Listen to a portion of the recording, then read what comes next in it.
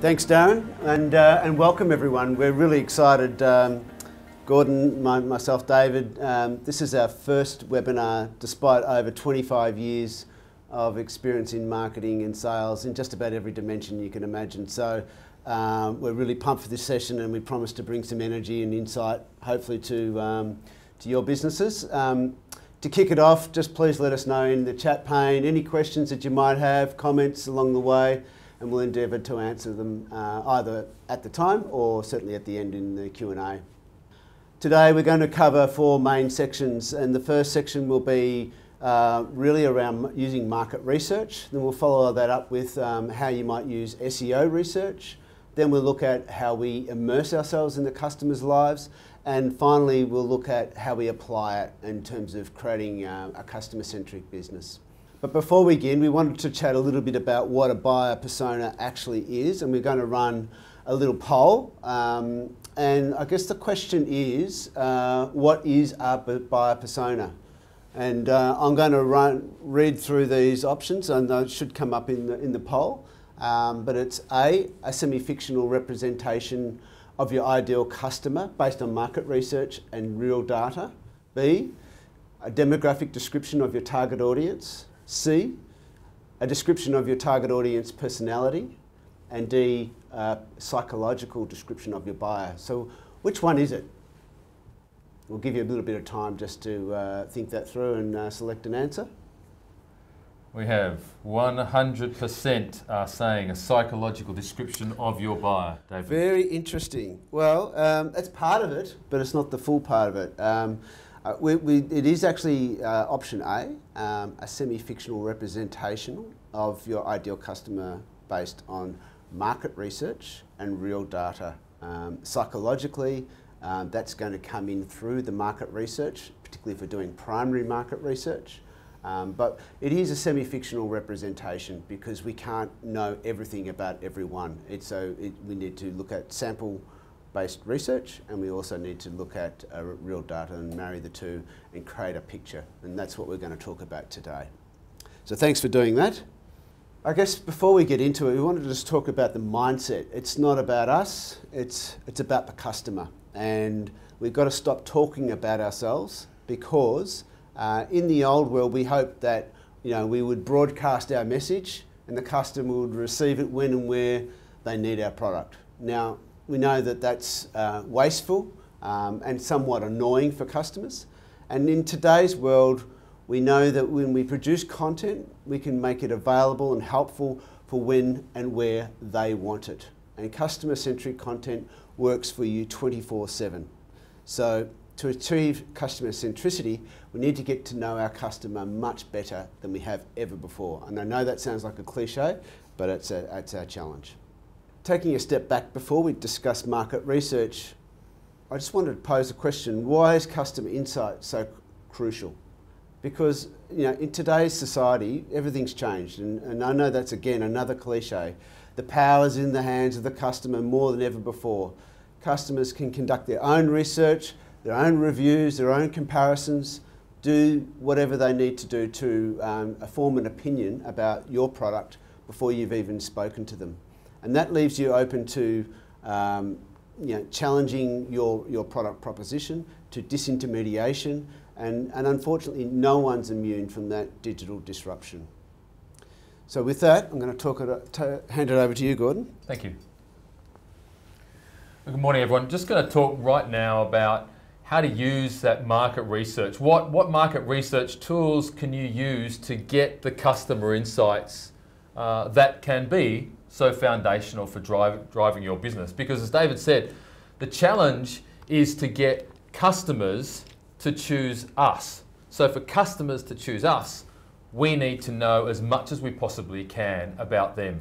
Why? Well, because the better we know them, the better our goods and services will be targeted towards them, the better our customer experience of our brand will be. And those things are what it really means to be customer-centric. Because they're changing so much, the more you know them, the better chance of success that you're actually going to have as a business. So there's kind of 6 broad questions that you want to ask to uncover those customer insights. They're really easy to ask and they're not always that easy to answer. So let's just go through them really quickly. Who is your customer? Who are they? So there's demographics and psychographic natures of that answer. There's job titles and those kinds of things are really important to understand. But then you've got to ask, what do they want? What's important to them? And also what's not important to them? And it might also be, what is the table stakes in your category? So there might be some things that are important to them, but everyone does them equally well. So you need to know that as well. So you can find something which is a little bit more distinctive of where you can stand out. Why do they want what you've got to offer? What are those deep motivations that are underlying those wants that we just talked about? It could be their reputation. It could be their need to look good in front of people. Those kinds of things. Very important to understand those deeper issues. Where do they want it? Where do they want your goods and services? Where do they hear about you? Do they hear about you through word of mouth? Do they find out about you through Google search? Not everything necessarily gets found out through Google search. Word of mouth is extraordinarily powerful, as you well know. But that's important to understand. And when do they want it? Do they want it immediately? Or is what you're selling more of a considered purchase and you really need to think about that journey that they go on to get to you? Really important basic things to understand. And lastly, how do they want it? Some people will want it, just fast and cheap. Some people will actually just want you to provide some advice and some good guidance. Other people might actually want you to hold their hand along the entire journey. And you need to know what are these basic sort of questions.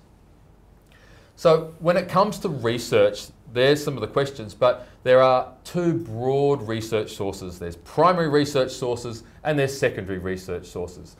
Secondary research sources, as you may know, that's like published industry reports or data which has been gathered from a third party. They're good and they're great, but the best insights probably come from the primary research methods. And so primary research methods can be qualitative or quantitative. Again, you may know these, but the qualitative is where you get your richness. They come from focus groups. They come from one-on-one interviews. Some of those depth interviews of talking to people in a room, or it could be on the phone or however it might be, but it's qualitative, allows you to dig a little bit deeper, get a bit grittier with them. Quantitative is the more numerate kind of research that you do. Polls, for instance, where you need good sample sizes and you might need to report metrics, brand awareness, or those kinds of things are really, really important. Yep. All of those questions that I talked about earlier, the who, what, why, when, are really the foundations of the questions that you should be asking in the primary research phase. But I know not everyone on this webinar, and including ourselves, we're not big businesses, so we don't have thousands and hundreds of thousands of money to throw at research. So how do we get some of this primary and secondary research for businesses, perhaps like the ones that many of us are running? So you can do it yourself. You can get, as long as you can recruit some people who might be in your networks, which is really good for fresh networking, or your friendship circles. You could recruit people into a room, into your home, and have a moderated questionnaire and have your own focus group around the kinds of questions that we talked about before. So that would be really good. You could actually get together a cross-functional group of people within your own businesses to come and talk about these questions and unpack them and try and find those answers as you go through things.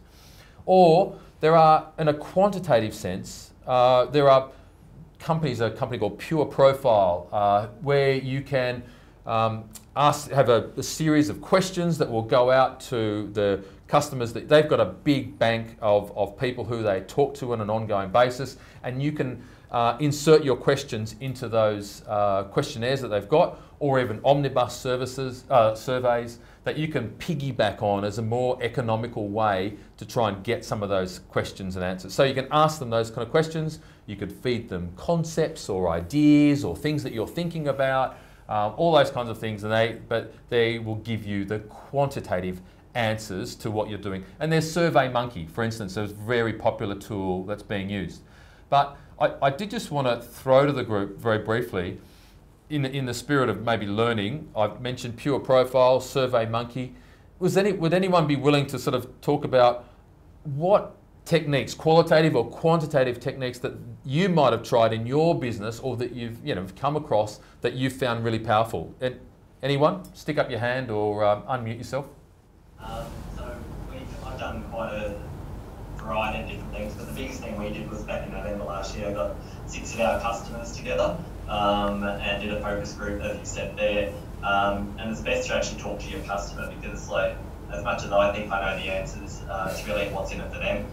So that was actually very, very effective. And then also I did a big SurveyMonkey thing in December last year as well, which came out with a lot of great insights as well, because then people can just anonymously put things down and they don't feel intimidated if they're in front of you. So yeah, very good.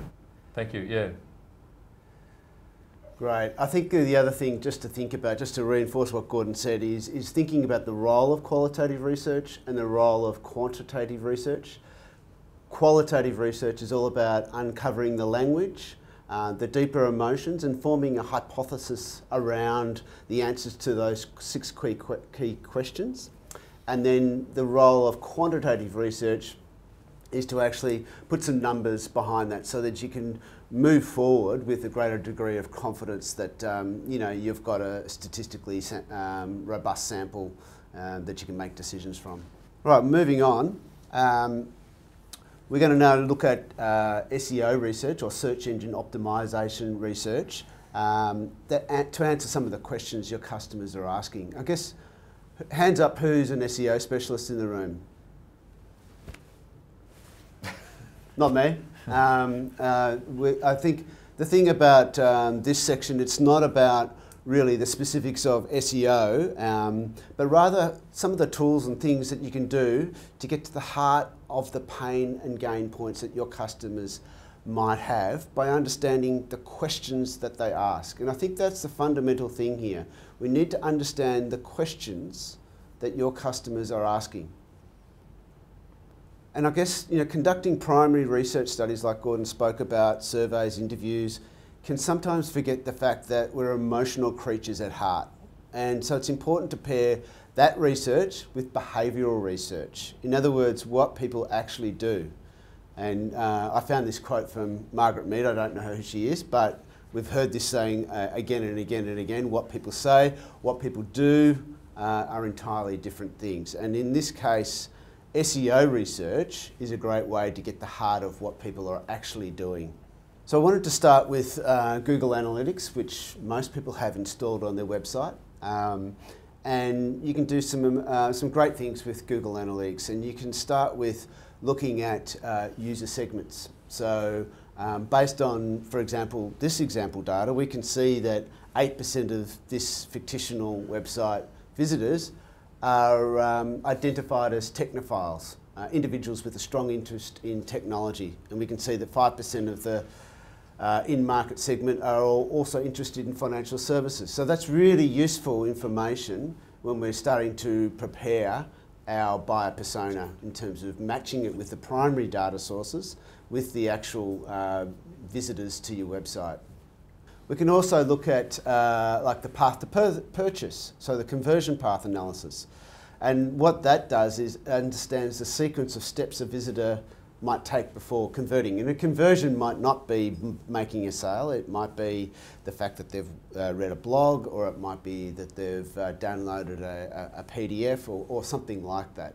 Again, marrying that up with what they've told you will help improve the accuracy of your buyer persona.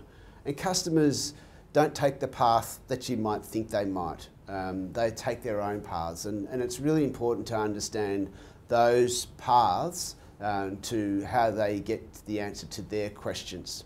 In this case, you can see that paid search referral visits are the top performing conversion channel. So that has a lot of implications when we come to our buyer persona and building it.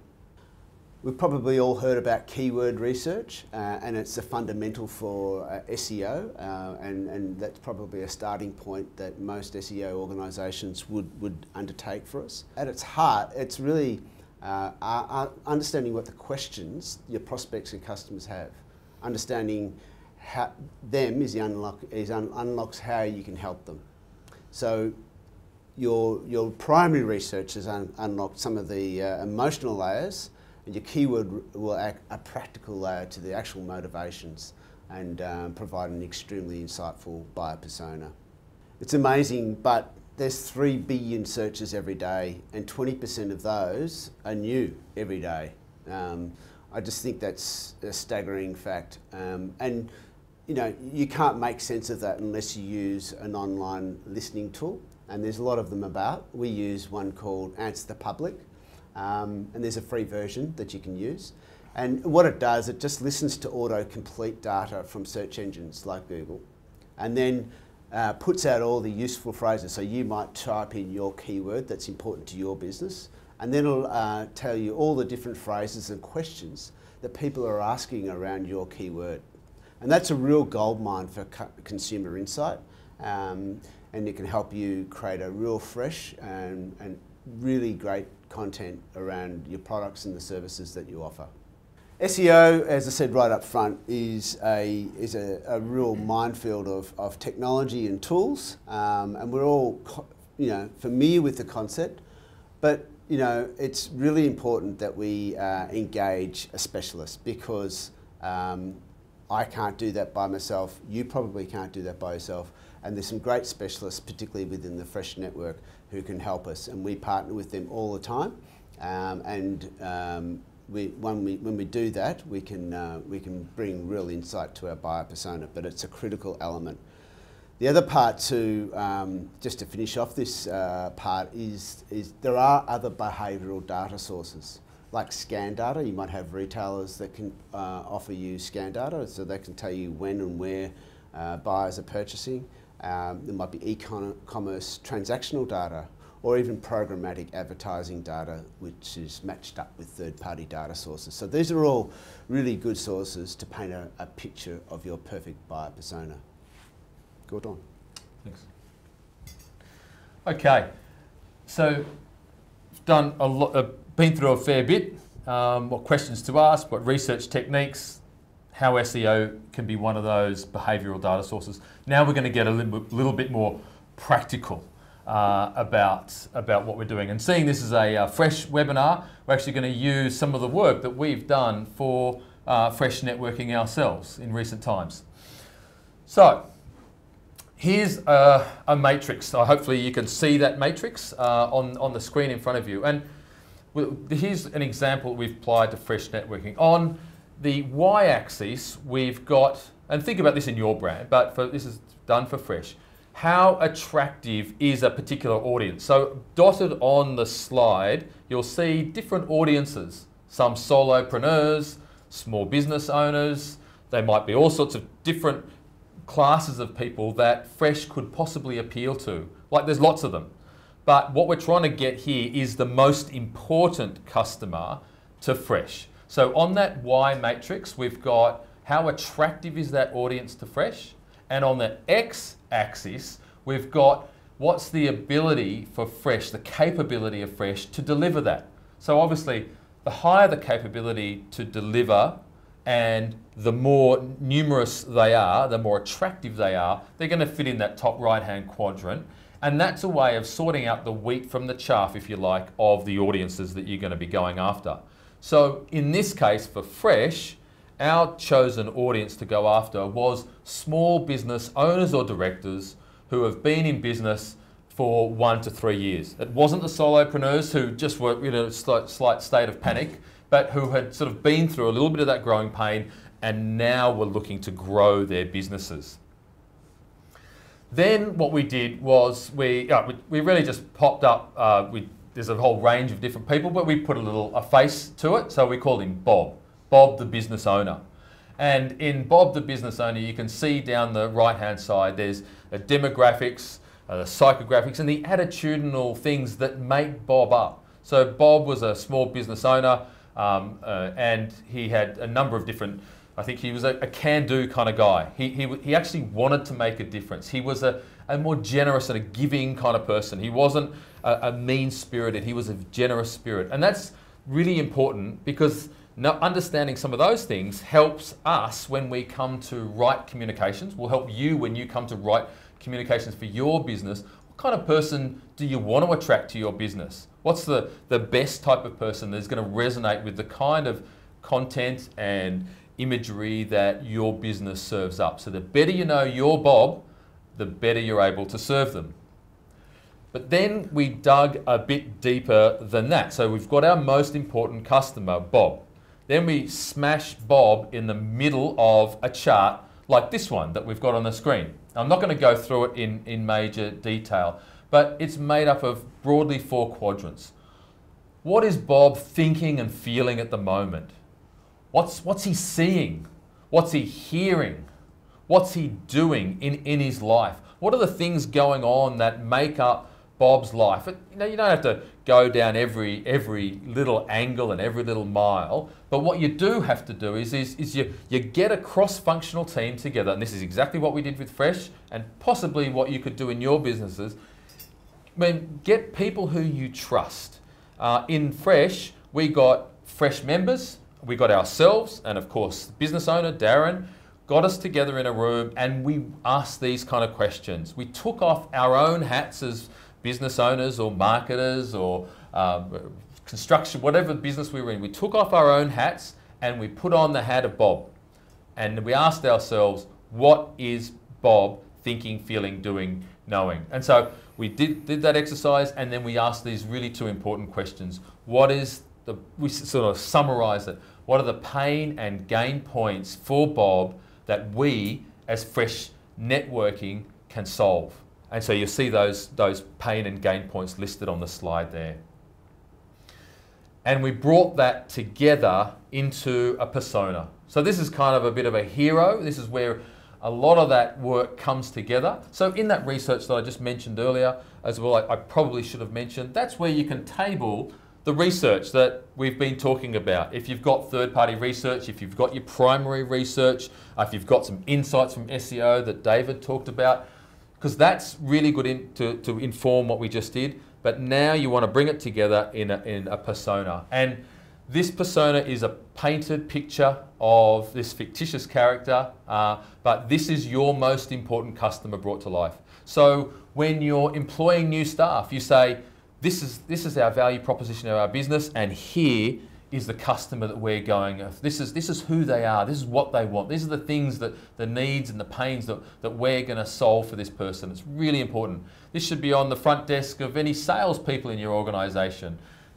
The owners of the business should know who Bob is. And as I say, new employees should know who Bob is. So you bring it together, stick it up in your office, and make this really part of your customer-centric organisation. And you're really making a point of putting your customer first.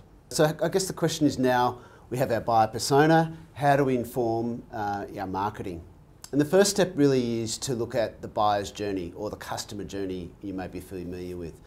The buyer's journey is really that awareness stage to consideration stage to final decision stage. For Bob, the need might emanate from just the sheer fact that he needs to grow his business. What does he do? What does he become aware of? He then kind of considers lots of different alternatives. He might be considering advertising, he might be considering networking, but he's starting to assess those needs. And then he goes through a consideration stage. He might talk to people, he might actually go along to a networking function.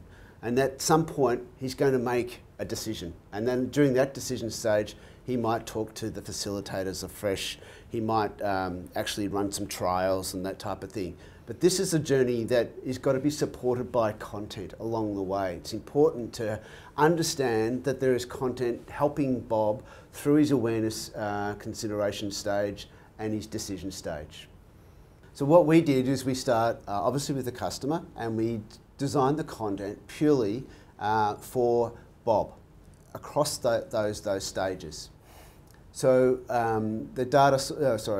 so what we've done here is we've brainstormed a whole range of what we call pillars, and these pillars are broad topics. So they're not really keywords, they're broad topics, and you can see there one of them is success stories. So what we wanted to show in that pillar was how success stories could be married up with a solvable challenge, with our goal and a content theme, and we can populate that with many, many subtopics. But you can see there, when you do this work, you've got enough pillars to kind of cover a full year of content. You know, it's not going to take 2 months, 1 month. There's a lot of work, time and effort that's going to be employed across many months populating all of that content out. And just look how many subtopics we came up for that pillar, or that, you know, for this topic cluster. All have got great relevance and they work well together in a hero pillar. So to the side, to the left, is a visual representation what a topic cluster looks like, with the subtopics linked to the pillar page. And for Fresh, this is still a work in progress, but I wanted to share with you just a few examples of what we've done to date. I've got a question. Why did you choose, like there's a number of different pillar topics that you had, why did you choose success stories amongst some of the other pillars that you talked about?